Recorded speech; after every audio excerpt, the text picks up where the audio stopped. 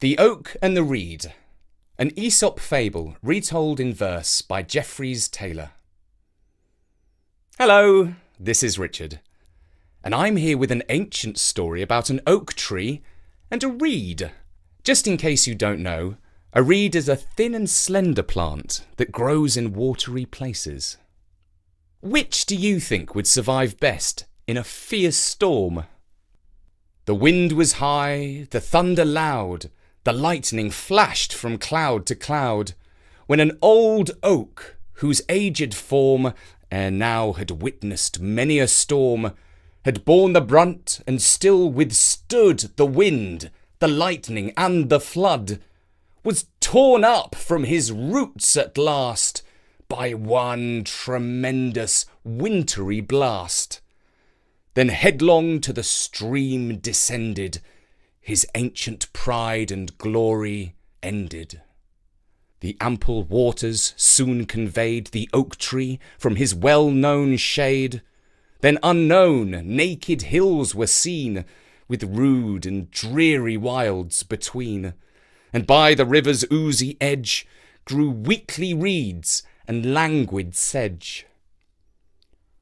Strange, thought the oak, permit the fable, that plants so slender should be able thus to survive the stormy day, which made my stubborn limbs give way. A reed just bending with the storm, then to the oak inclined its form, and thus it whispered, "Aged friend, I do not break, because I bend. I find it best, while troubles last, to bow beneath them till they're past." Thus spoke the trembling reed and ceased, for now the windy storm increased.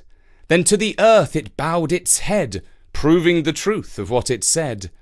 Meanwhile the oak, with quickened sail, was hurried onward by the gale, and scarce had time allowed to say, "You're right," ere he was borne away. The moral, no doubt, you've already found out, since the fable has lent its assistance. For in trouble, 'tis clear, they've most reason to fear, who make the most stubborn resistance. And that was Aesop's Fable of the Oak and the Reed, retold in verse by Taylor.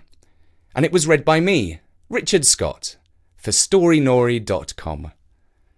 And Bertie says that if you've ever been for a walk in the park the day after a great storm, you've probably seen some tall and strong trees that have been blown over by the wind. Sometimes, when the force is great, it pays to be a little bit flexible and bendy, like the reed. For now, from me, Richard, goodbye.